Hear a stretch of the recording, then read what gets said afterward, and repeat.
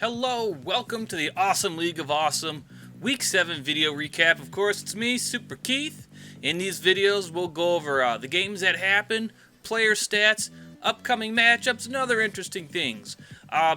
We'll start with the interesting things. This week was a good week. No salty losses this week, so everyone managed their teams real good. As a matter of fact, 6 of the 12 players in our league had perfect matchups this week. Now, we're going to see a lot of that because, again, there's only 4 bench spots, so people will be managing a bit differently. But, again, you know, half the team of the league had perfect matchups. And as well as all the games this week were pretty much blowouts except one. So let's get into those game matchups. We'll start with mine as usual. I had the 9 factors taking on Mike's Mac Attack.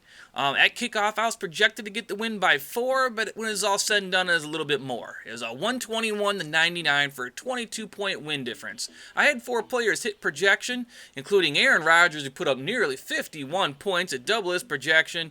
He had 5 passing touchdowns and a rushing touchdown. He just went nuts. And I also had the New England defense, who put up 28 points at double their projection. Let me get into something about defenses, especially the New England defense this week. New England has the 15th highest point total in the league. So if all the players, ranked as far as points, there's a defense that's in the 15th position. That's, someone's second pick. That's pretty high in the second round of drafting. Would you normally choose a defense as your second pick in your draft? No. But the New England defense is putting up points like crazy, so I am happy I got them. There were no more points I could have got myself this week from my bench. So I had the perfect lineup, thumbs up there. You expect to see that lineup thing a lot coming up, guys. Because like I said, 6 of 12 teams had that this week. Now, Mike only had 2 of his players hit projection. Wide receiver Marvin Jones for the Lions, 33 points, beating his projection by 5 times over. And he also had kicker Myers put up 10 points. Now, unfortunately for Mike, he did have a perfect lineup. But no more points could have been gained from his bench. So he's just, took the hard loss on there, and I'll take that win. So, again, thumbs up for Mike for losing. But at least he had a perfect lineup. The next game was the Lumster Lugs taking on Chris's Hammered Hammers. At kickoff, this was projected to be the closest game, with Chris's team with a 0.4 of a point favor at kickoff, but it didn't end up that way. Lumster Lugs got the win, 100-67 for a nearly 33-point win difference. They had 4 players hit projection. Running back Delvin Cook brutalized the Lions, putting up almost 28 points to beat his projection by 12. And Pittsburgh wide receiver Valdez Scantling put up 21 points to double his projection. There was a bench quarterback that would have net an additional 6.5 points, but that was a pretty solid win. Now, Chris only had 2 of his players hit projection. Wide receiver Allen Robinson, nearly 15 points, beat his projection by almost 6. And the kicker Fairbairn over in Houston there, 12 points, beating projection by 3. 25.5 points left on the bench between a quarterback and a wide receiver combo, but it wouldn't have been enough to get Chris to win. The next game was Thayer's team, Hurricane Dicka, take on Age of Asparagus. Now, at kickoff, Hurricane Dicka was projected to get the win by 7, but it was all said and done. It was 145-79. So that's going to get Thayer a pair of awards. I decided to put 2 awards in one because we have a lot of awards this week.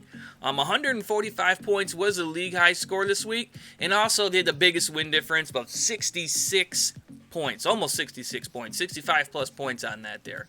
So biggest blowout and highest score, good stuff there. He had half his team hit projections. Tight end Delaney Walker, 26 points.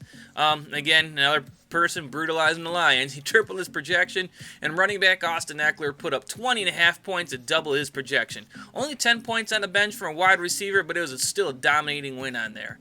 Now, Age of Asparagus did have 4 players hit projection. They didn't manage their team bad. Dak Prescott put up 23 points, and Leonard Fournette, 15.5 points. Both those guys hitting their projections. Only 14 points left on the bench from a wide receiver, but nowhere near the 65 plus needed for that win. So good stuff on Thayer there. A very dominant game. The next game was the Frantic Frogs taking on the Bills Belichick. At kickoff, the BBC was projected to get that win by 6, but it was an upset, 100-92 for an 8-point win difference for the Frogs. They had 6 of 10 players hit projection. Quarterback David Carr, 19 points, beating projection by 1. Running back Derrick Henry, almost 17 points, beating his projection by 4. No more points were left on the bench, so what the heck? no more points left on the bench there, so the Frogs took advantage of their perfect lineup on that. So way to go on that. Now, the BBC, they did have 3 players hit projection. Quarterback Josh Allen, 22 points almost, hitting his projection. Running back for New England, Sonny Michel, 21 points, almost doubling the projection. Again, no more points left on the bench, so the BBC gets a thumbs up there and a loss. I mean, it feels good to get the perfect lineup, but it feels bad to get the loss on that. Moving on to our next game was Laura's Daisy Chain game taking on the Fighting Targs. At kickoff, the Targs were expected to get the win by 11, and they got it by a little bit more than that. 140 to 90 points for nearly a 50-point win difference in there. 7 to 10 players hit projection for the Targs team. Quarterback Kirk Cousins, nearly 32 points, beating projection by 11. The LA Rams defense, nearly 22 points, almost tripling their projection. And again, perfect lineup for the Targs. That's, what is that now, 5 of our 6 perfect lineups? So a double thumbs up there. Way to manage that team, maximize those points. Now, Laura's team did have 3 players hit projection. Running back Latavius Murray, taking advantage of Kamara being out. 28 points, doubling projection. The Kansas City defense, nearly 25 points, tripling their projection.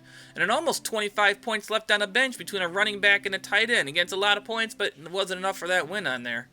Now, as far as our last game was Aaron's Pooch Punter Dynasty taking on Aaron's Harbonners. At kickoff, the Pooch Punter Dynasty was projected to get the win by 8, but ended up being a lot more than that.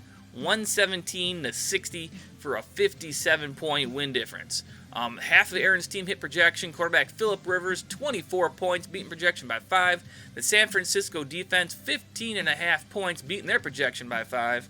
And as far as our last award, right there, double thumbs up. Perfect lineup again, no points left on the bench. Now, Ryan did have 3 players hit projection. Amari Cooper put up almost 12 points, just beating his projection by 1. Wide receiver Mecole Hardman, almost 9 points, beating his projection by 3. A whopping 53 points left on the bench between a quarterback and a running back. Not enough to get the win, though, for Ryan, but still a lot of points left on that bench. So that does it for the games and the player stats. The upcoming matchups, we have my team 6-1, the non-factors taking on Pooch Punter Dynasty at 4-3. Chris's team at 2-5, the Hammer Hammers, taking on Mike's 4-3 Mac Attack. The 4-3 Age of Asparagus taking on the 3-4 Lumster Lugs. The 4-3 BBC taking on the 4-3 Hurricane Ditka. The 3-4 Daisy Chain Gang taking on the 3-4 Frantic Frogs. The 4-3 Fighting Targs taking on the 1-6 Harbonners. It looks like there's only 2 teams that are separated, and then everyone else is pretty much in a pack. I'm at the top of there. Ryan's in the bottom. Chris is right near them, 2-5, but everyone else is at 3-4 and 4-3. I mean, it's pretty well mushed up in there with only points making the difference. So definitely wins. Fight, manage your lineups. Get the best lineups you can. Make the waiver wires. I see some trades, going through and being proposed. I love it. Do what you can on that. Now, as far as the bye weeks, we only got 2 teams on bye this week, but it's 2 big ones on that. The Baltimore Ravens, that's no Mark Edmonds, no Lamar Jackson. I forget who else is on Baltimore right now, and of course the Dallas Cowboys. No Ezekiel Elliott, no Witten, no Dak Prescott, no Amari Cooper. Now there's some big name players not playing this week. This is our lightest bye week until the byes are done, with only 2 teams on there. Now the Thursday night game, tomorrow's game, is the Minnesota Vikings taking on the Redskins on that. So you'll see some big name players on that. As far as Minnesota, might be able to jump out and get a good lead in your games. And the Monday night game is unfortunately not that exciting, but there are some players that'll get you some points in there. James Conner from Pittsburgh taking on the Miami Dolphins. So again, guys, make those moves, make your teams better, and good luck in the matchups. Take care.